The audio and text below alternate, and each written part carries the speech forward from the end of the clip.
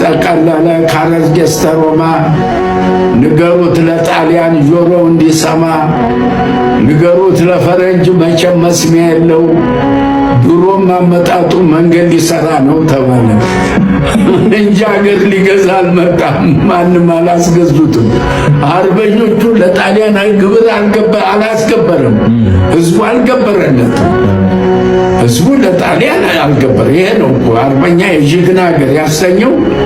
ኢትዮጵያ ለጣሊያን ግብር አልገበረም፣ አስራት አልሰፈረም።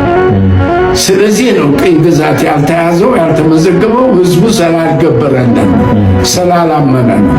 በማንነታቸው ብቻ እየተለዩ የሚገደሉ ወገኖቻችን በአስቸኳይ ፍትህ ሊያገኙ ይገባል ሲል አርቲስት ቴዲ አፍሮ አስታወቀ። ተወዳጁ ድምፃዊ ቴዎድሮስ ካሳሁን ቴዲ አፍሮ የ130ኛው የአድዋ ድል በዓልን አስመልክቶ በሶሻል ዛሬ ዕለት እየተገደልን ነው። በክርስትናችን በሃይማኖታችን የሰው ልጅ ሁሉ ስለምን በግፍ ይሞታል? ስለምን በግፍ ይገደላል? ይህ በሀገራችን እየታየ ነው። መቼ ነው የሚቆመው? ነፃነት እንፈልጋለን። የሰው ልጆች ደም በከንቱ መፍሰስ መቆም አለበት።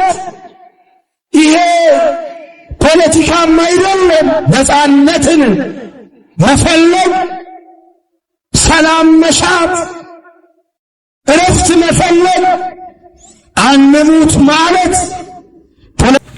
ሰላማችሁ ይብዛ። እንዴት ቆያችሁኝ? የተከበራችሁ ነው የተወደዳችሁ የውዳሴ ሚዲያ ቤተሰቦች፣ ዛሬም እንግዲህ ከተለያዩ አዳዲስና አነጋጋሪ ቪዲዮዎች ጋር ተመልሰን መተናል። እንደሚታወቀው 130ኛው የአድዋ ድል መታሰቢያ በዓል በደማቁ እየተከበረ ይገኛል። ይህንና መሰል አነጋጋሪ ጉዳዮችን ይዤ መጥቻለሁ። ቪዲዮ ላይክ ማድረግ እንዲሁም ለቻናሉ አዲስ ሆናችሁና የዚህ ቻናል ቤተሰብ ያልሆናችሁ ቻናሉን ሰብስክራይብ በማድረግና የዚህ ቻናል ቤተሰብ በመሆን በተጨማሪ ቪዲዮዎቹ ላይ ያላችሁን ማንኛውም ሀሳብ፣ አስተያየት፣ ወንድማዊ እህታዊ ምክራችሁን በማጋራት ነገ ጥሩ የተሻሉ ማራኪ ስራዎችን ይዘን እንመጣ ዘንድ አበረታቱኝ። ወደ ቪዲዮዎቹ ገበየው ቢሞት ተተካ ባልቻ መድፋ ገላባጭ ብቻ ለብቻ ትላለህ። ታሪኩን ታውቀዋለህ? አላውቀውም። እኔ ጋር እኮ ነው አሁን የኢትዮጵያ ሕዝብ ይሄን ሁሉ አያውቅም። ይሄን ታሪክ ምን መሰለህ? አድዋ መጣልህ። አድዋ ተወረረ። እንዳ ስላሴን ያዘው ጣሊያን ገባ ያዘው አድዋን ሲይዘው ፊታውራሪ ገበየሁን ሾሙ ለአድዋ አዝማች። ንጉሱንም ራሱንም ደጃማቹንም ፊታውራሪው ነው የሚያዘው በጦርነት ጊዜ። ከዚያ ፊታውራሪ ገበየሁን ሾሙ። ሲሾሙ ከዚያ በኋላ ሄዳ ዘመታ ገባ ክተት ተባለ። ከዚያ የእንዳ ስላሴን ጣሊያን አረከሰው። ገበየሁ ግባና በሞት የቀድሰው ተባለ። ገባ በጎራዴ ሲበለምን ፊታውራሪ ገበየሁን 2 ሰዓት እንደተዋጉ ገደላቸው። ጣሊያን ገደላቸው። ሲሞቱ ከዚያም በኋላ ጦሩ ይዋጋል። ሲሞቱ ደጃይ ባልቻ ይችን ይሰሙና የገሰግሱ ይሄዱና በደድሆ ቅጠል ሽፍን ያረጉና ሬሳቸውን ድብቅ ያረጉና ቶሎ ፊታውራሪ ገበየሁ ራስ አባተን ቀደም ብለውሃል። ፊታውራሪ ገበየሁ ራስ መኮንንን የቀድም ያለው ተከተለኝ ብለውሃል። ፊታውራሪ ገበየሁ ወደ ኋላ የቀሩ አይቀጡ ቅጥ ይቀጣል ብለውሃል እያሉ ደጃይ ባልቻ ያዋጉ ጀመሩ። ከዚያ በኋላ 5 ሰዓት ባልሞላ ጣሊያን ተማረከና ከተፈነዋል። ድል ሆነና ተማርኮ ሲመጣ ፊታውራሪ ገበየሁ ሬሳዚያ ወድቋል ያደርጓል። እንዲህ ጌታችን ሞቶ የምን ምርኮኛ ነው በለው በጎራዴ አለ። ምርኮኛው ያዙት ነው ምርኮኛው በለው ጎራዴ። እኛ ጌታችን ሞቶ ምን እንትን ነው አለ ያበቃል። አጼ ምኒልክ አንድ ምርኮኛ እንዳይገደል ከዚያ በኋላ ፎክር ተባለ። ገበየሁ ቢሞት ተተካ ባልቻ መድፋ ገላባጭ ብቻ ለብቻ የተባለ ሄዶታል። ቅድመ አያቶቻችን እንግዲህ የሀገራችንን ባህል ለውጪ አንሰጥም፣ የሀገራችንን ባህል በውጪ ባህል አንመርዝም፣ ሃይማኖታችንን፣ ባህላችንን፣ ቋንቋችንን፣ የአጻጻፍ ዘዴያችንን በአጠቃላይ ኢትዮጵያዊነት ትውፊታችንን እንግዲህ ለውጪ አሳልፈን አንሰጥም በማለት የተጋደሉለት የአድዋ ድል መታሰቢያ በዓል በዛሬው ዕለት በድምቀት እየተከበረ ይገኛል። አሁንም ተመልክተን የመጣኑ ቪዲዮ እንግዲህ አባቶቻችን በዛ ሰዓት የነበራቸውን ጀግንነት በጥቂቱ በአባታችን ፊት ላይ ተመልክተናል ብዬ ስላሰብኩኝ ነው። ቤተሰቦች እናንተስ እንዴት ነው የአድዋ ድል በዓልን እንዴት ተመለከታችሁት? እንዴትስ አከበራችሁት? እስኪ ያላችሁን ሐሳብ አስተያየት ኮሜንት ሴክሽን ላይ አጋሩኝ። ወደ ቀጣይ ቪዲዮ። በማንነታቸው ብቻ እየተለዩ የሚገደሉ ወገኖቻችን በአስቸኳይ ፍትህ ሊያገኙ ይገባል ሲል አርቲስት ቴዲ አፍሮ አስታወቀ። ተወዳጁ ድምፃዊ ቴዎድሮስ ካሳሁን ቴዲ አፍሮ የ130ኛው የአድዋ ድል በዓልን አስመልክቶ በሶሻል ሚዲያ ባስተላለፈው መልእክት በሀገራችን እየተከሰቱ ያሉትን አሳዛኝ ሁኔታዎች ልናስታውስ ይገባል ሲል አሳስቧል። ቴዲ አፍሮ ባስተላለፈው መልእክት የአድዋን ድል በኩራት እያከበርን በአሁኑ ወቅት በፖለቲካዊ አለመረጋጋት ምክንያትም በግፍ እየተገደሉ አካላቸው እየጎደለና እንዲሁም ከቀያቸው እየተፈናቀሉ ያሉ ንጹሃን ወገኖቻችን ልናስብ ይገባል ሲል አስታውቋል። ፍትህ በግፍ እየሞቱ ላሉና ትኩረት ለተነፈጉ ንጹሃን ወገኖቻችን ያለው ድምፃዊው ፍቅር ሁሌም እንደሚያሸንፍ አስታውሷል። ከአድዋ ድል ጋር በተያያዘ እንግዲህ ብዙዎችን ሲያነጋግር የነበረ ሌላኛው መረጃ ነበር። የምንወደው የምናከብረው አንጋፋው ድምፃዊ ቴዎድሮስ ካሳሁን ወይም ቴዲ አፍሮ ያስተላለፈው መልእክት ብዙዎችን ያነጋገረ በብዙዎችም ዘንድ እንግዲህ አድናቆትን ሲያስገኝ የነበረ ሐሳብ ነበረ። ብዙዎች አድንቀውታል ይህንን ሐሳብ ማለት ነው። ቤተሰቦች እንግዲህ እንደሚታወቀው የአድዋ ድል በዓል አገራችንም አልፎ አፍሪካውያን ነፃ የወጡበት በዓል እንደሆነ እናውቃለን። ታዲያ ይህንን በዓል በተለያዩ ጥሩ ሐሳቦችን በማንሳትና ጥሩ ነገሮችን በማድረግ ብናስበው ጥሩ ነው ብዬ አስባለሁ። እስኪ ታዲያ ከዚሁ ከቴዲ አፍሮ ወይም ደግሞ ከቴዎድሮስ ካሳሁን ሐሳብ ሳንወጣ በአንድ ወቅት ስለ አድዋ የተናገረው ነገር እንግዲህ ብዙዎችን ያነጋገረ ነበር። እስኪ ተመልክተን እንመለስ። ጋግሞ ቢጠቀሱ ደስ ይላል። ሁለተኛ በተወላጅነትና በተለያየ ብዙ ማዕረግና ጀግነት ለማግኘት ያለው ሁኔታ ደግሞ ያለፉ ካስተዳደጋቸውም ከተወላጅነት በነጻ በጥረታቸው ትልቅ የሆኑ ሰዎች እንደ ባልቻ እንደ ዲነግዴ ያሉ ሰዎች ደግሞ ገነውበት መታየቱ ለኔ ያስደስተኛል በራሱ። ይህ አንጋፋ ሙዚቀኛ ይህ አንጋፋ ድምፃዊ ቴዎድሮስ ካሳሁን እንግዲህ ለብዙዎቻችን አሁን ላይ ለምንገኝ ወጣቶች ትምህርት ይሆናል ብዬ አስባለሁ። እንዴት ካላችሁኝ ደግሞ እንዴት ነው አሁን ላይ ያለን ወጣቶች መጪውስ ጄኔሬሽን ስለ ታሪኩ በደንብ ያውቃሉ? የታሪኮቹን ለይቶ ለሰው ወይም ደግሞ ለማያውቁ ከውጪ ለሚመጡ እንግዶች ማስረዳት ይችላሉ? ታሪኩንስ ያስቀጥላሉ? የሚለውን ነገር እንግዲህ እንድንማር ወይም ደግሞ ታሪካችንን እንድናቅ ይገፋፋል ብዬ አስባለሁ። ቤተሰቦች እናንተስ የሀገራችሁን ታሪክ ምን ያክል ታውቃላችሁ? እስኪ ሐሳብ አስተያየታችሁን ኮሜንት ሴክሽን ላይ አጋሩኝ። አድዋ በዓል ወይም ደግሞ የአድዋ ጦርነት መነሻውስ ምን ነበር? ይሄንን እንደ ጥያቄ ልተውላችሁ። ወደ ቀጣይ ቪዲዮ። በስመ አብ ወወልድ ወመንፈስ ቅዱስ አሐዱ አምላክ አሜን። ከኢትዮጵያ ኦርቶዶክስ ተዋሕዶ ቤተክርስቲያን ቋሚ ሲኖዶስ የተሰጠ መግለጫ። በኦሮሚያ ብሔራዊ ክልላዊ መንግስት በምስራቅ አርሲ ዞን አስተዳደር በጉና በመርቲ በሸርካና በሆሎንቆ ዋቢ ወረዳዎች ውስጥ በሚገኙ የኢትዮጵያ ኦርቶዶክስ ተዋሕዶ ቤተክርስቲያን እምነት ተከታዮች ላይ ጥቅምት 14 ለ15 ቀን 2018 ዓመተ ምህረት በጉናና መርቲ ወረዳዎች 17 ክርስቲያኖች ጥቅምት 17 ለ18 ቀን 2018 ዓመተ ምህረት በሸርካ ወረዳ 3 ክርስቲያኖች እንዲሁም ጥቅምት 18 ለ19 ቀን 2018 ዓመተ ምህረት በሆን ቆሎ ዋቤ ወረዳ 5 ክርስቲያኖች በድምሩ በጥቅምት ወር 2018 ዓመተ ምህረት ብቻ 25 ኦርቶዶክሳውያን ወገኖቻችን ሀገራችንና ምድራችን ብለው በሰላም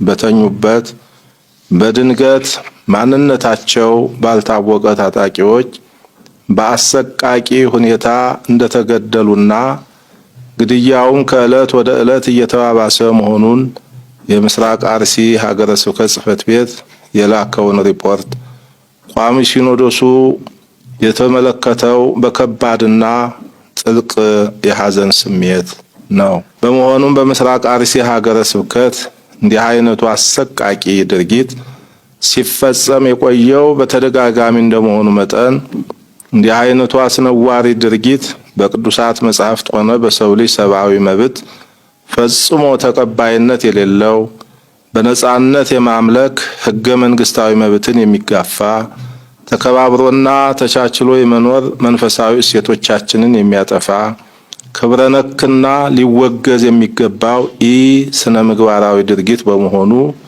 የኢትዮጵያ ኦርቶዶክስ ተዋሕዶ ቤተክርስቲያን ቋሚ ሲኖዶስ በጽኑ አውግዞታል።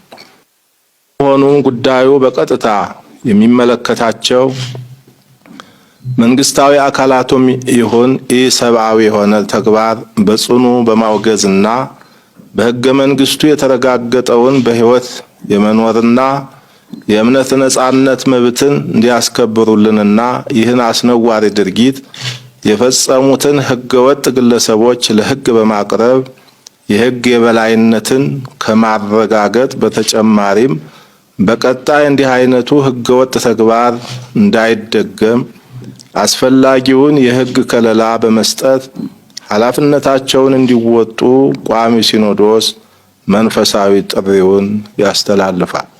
በመጨረሻም በደረሰው ጉዳት የተሰማንን ከፍተኛ ሐዘን በድጋሚ እየገለጽ ለሟች ቤተሰቦችና ለመላው ኢትዮጵያውያን መጽናናትን በመመኘት በግፍ ሕይወታቸውን ላጡት ወገኖቻችንም እግዚአብሔር አምላክ ዕረፍተ ነፍስን እንዲያድልልን ቅድስት ቤተክርስቲያን ትጸልያለች።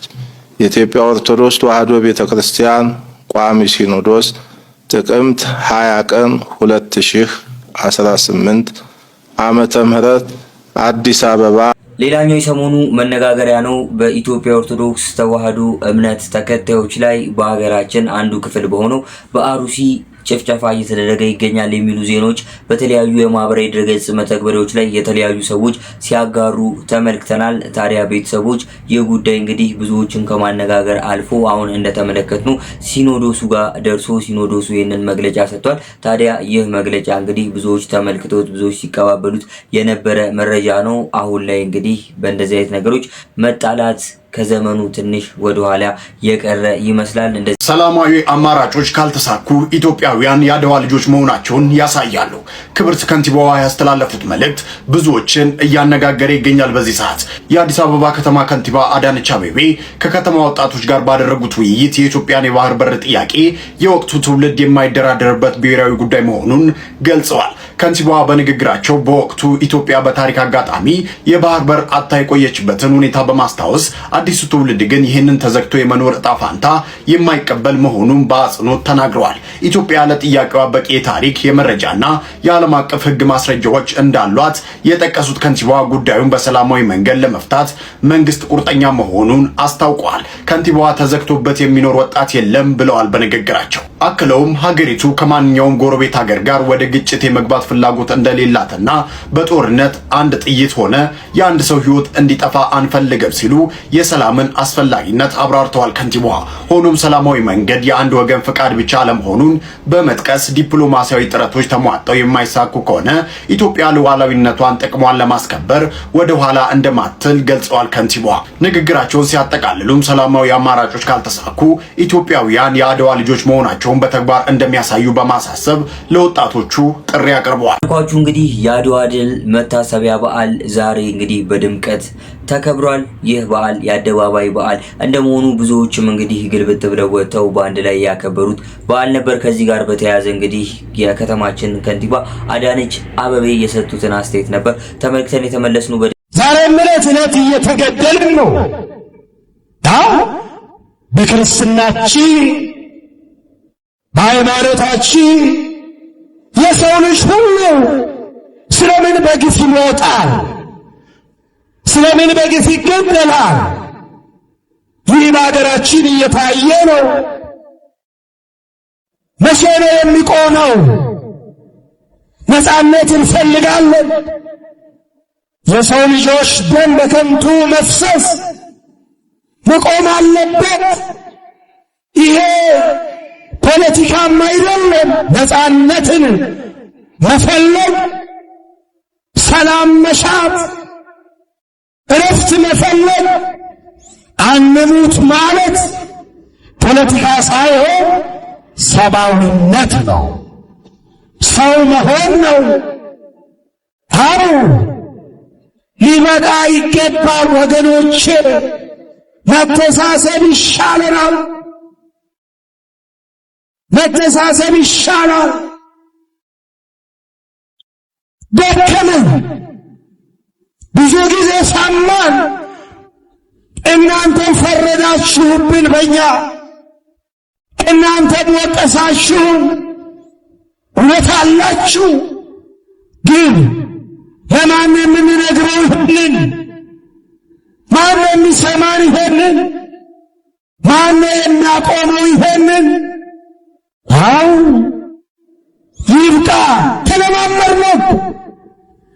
ስንት ሰው ሲያልቅ፣ ስንቶቻችን ስናልቅ ነው የሚቆመው? ቢበቃ። ሕዝባችን እረፍት ይፈልጋል፣ ሰላም ይፈልጋል፣ ነፃነት ይፈልጋል። ሞት ሰለቸን፣ በቃን። ደም መፍሰስ ሰለቸን፣ ይበቃል። ሀገሪቷ እረፍት ያስፈልጋታል። እንዲህ አይነት እኩይ ተግባር፣ እንዲህ አይነት ኢሰብአዊ ድርጊት ታሪክ ይቅር የማይለው ተተኪ ትውልድን ዋጋ የሚያስከፍል ተገቢ ያልሆነ እግዚአብሔር የማይወደው ሰውም የማይፈልገው ኢሰብአዊ ድርጊት፣ የሰው ልጅ ደም በከንቱ ማፍሰስ፣ ይሄ እኩይ ተግባር በማንም ዘንድ የተወገዘ ነው፣ የተጠላ ነው። ክርስትና መከራ፣ ክርስትና ያጠብቃታል።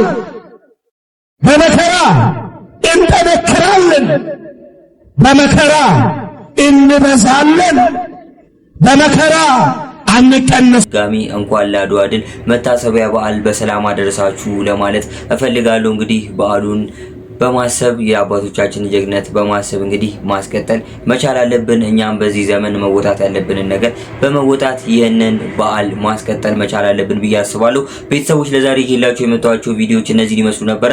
ቪዲዮዎቹን እንደወደዳችኋቸው አልጠራጠርም። ቪዲዮ ላይክ በማድረግ እንዲሁም ለቻናሉ አዲስ የሆናችሁ የዚህ ቻናል ቤተሰብ ያላችሁ ቻናሉን ሰብስክራይብ በማድረግና የዚህ ቻናል ቤተሰብ በመሆን ነገ የተሻሉ ጥሩ ማራኪ ስራዎችን ይዤ እንድመጣ ደግሞ የእናንተ አስተያየት ያስፈልገኛልና ሀሳብ አስተያየታችሁን ኮሜንት ሴክሽን ላይ ወንድማዊ አስተያየታችሁን በማጋራት ነገ ጥሩ የተሻሉ ማራኪ ስራዎችን ይዤ እንድመጣ አበረታቱኝ። እስካሁን ለነበረን ቆይታ እጅግ አመሰግናለሁ። በቀጣይ አሪፍ ስራዎች እስከምንገናኝ መልካም ጊዜ ይመቻል።